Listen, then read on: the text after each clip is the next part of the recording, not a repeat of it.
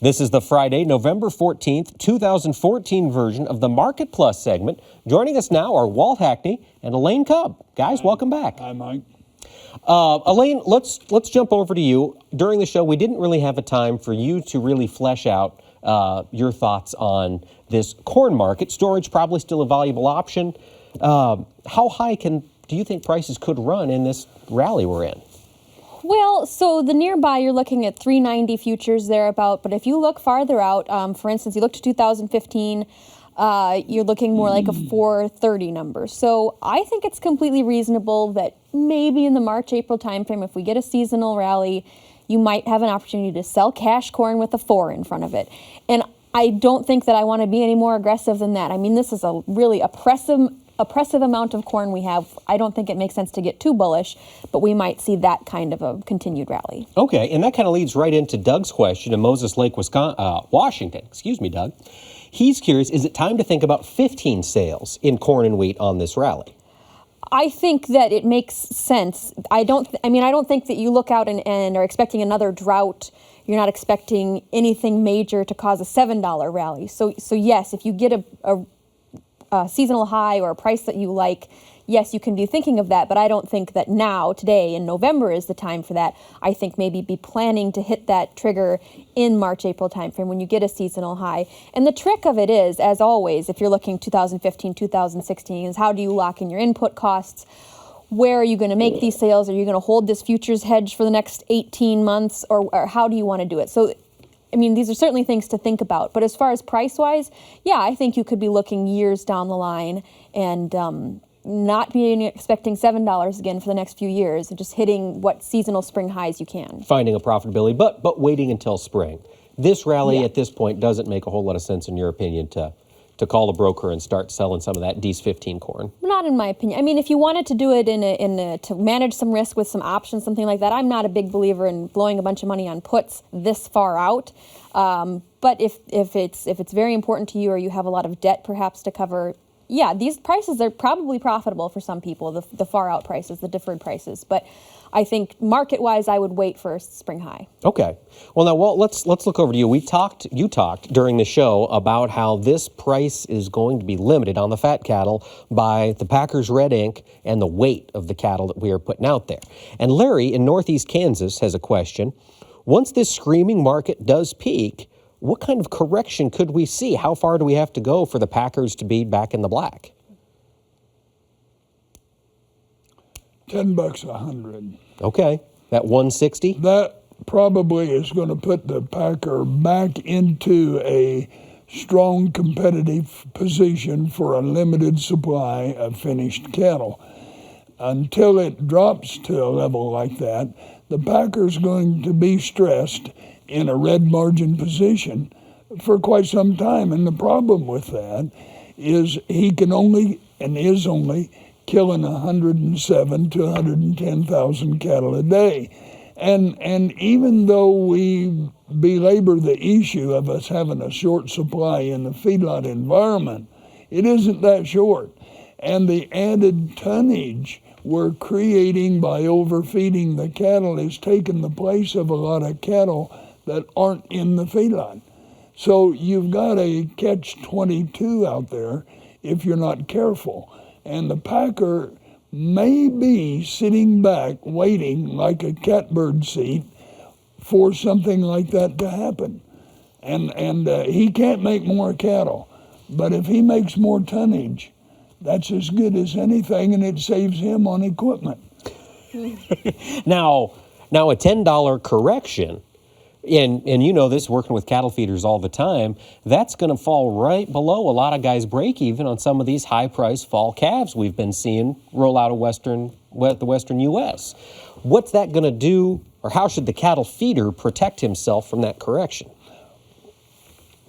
Mike, it's interesting that you're using those figures, because I believe that's a great deal of accuracy that you're using.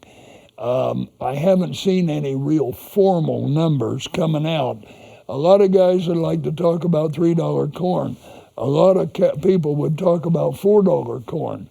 I think the wise cattle feeder looking ahead into 15 should be probably pricing his corn into his feeding ration at 4.25 to 4.5 a bushel. I believe that's where it can be. And I believe that if he does, then in fairness, he could go with a 250 plus basis for those marketing months of June and maybe some May. He could go with a basis contract with a packer of a plus 250 if he can negotiate it, and those cattle would still make him a little money on today's figures. Plus, he would have marketed some corn at 4.25 to 1/2 also.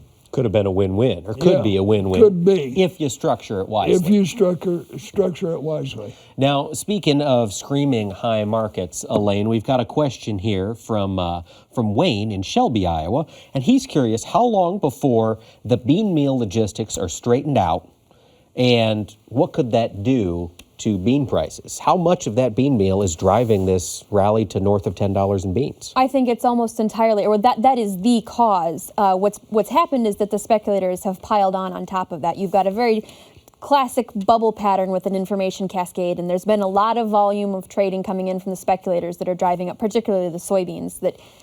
Anyway, how long does it take for the soybean meal to come through? I don't know exactly what the processors. I think that they've played their cards very close to the chest.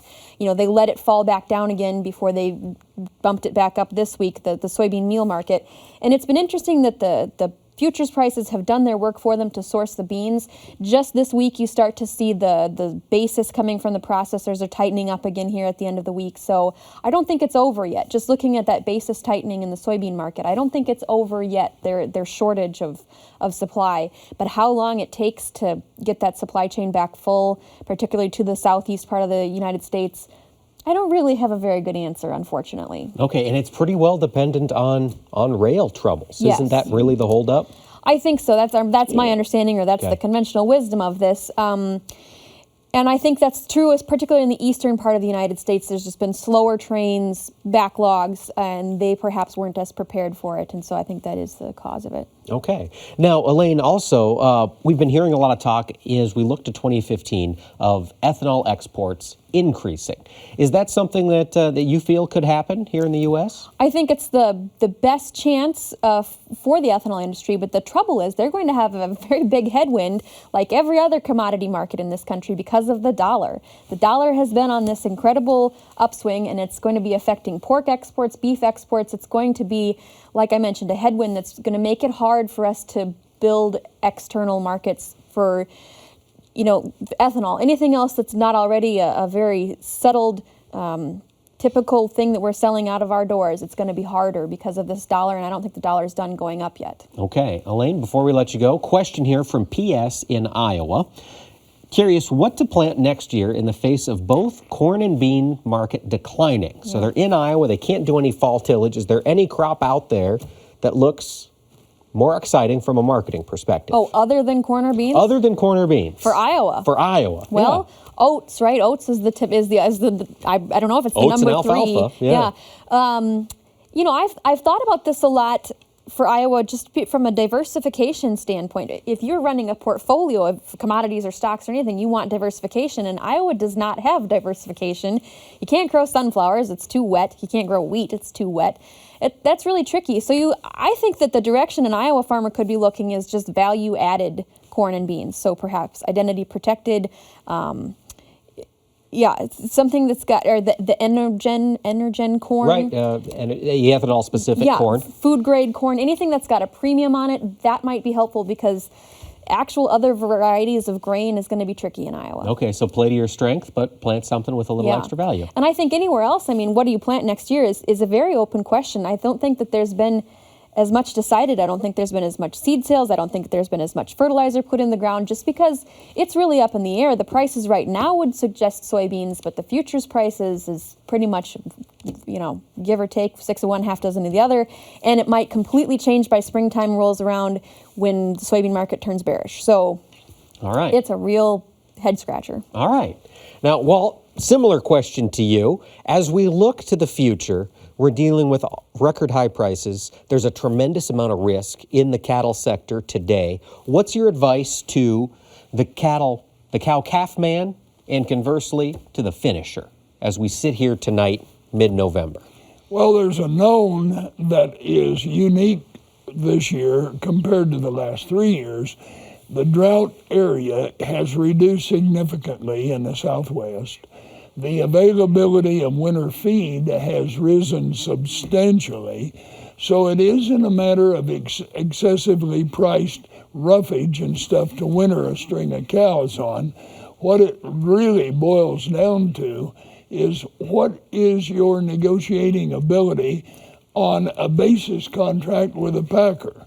I would like to be able to say, go to the CMA and work a energetic options program, but I'm not diverse to it, but I don't know exactly how to recommend that. But I do know that if you negotiated a basis contract with a packer and get a guaranteed price for a future delivery of your cattle, that has got to break even to a profit, and especially if you've priced the price of your ingredients into the feed ration properly, you can make these cattle make money right on into next year. Make the cattle make money and walk some of that grain off the farm. Absolutely. All right. Well, Walt Hackney and Elaine Cub, thank you both for taking the time to visit with us this weekend. It's a pleasure. You're very welcome, Mike. And thanks to all of you for sending in your questions via Facebook and Twitter. Please continue to do so, and we will continue to get expert analysis right to you. Have a great week.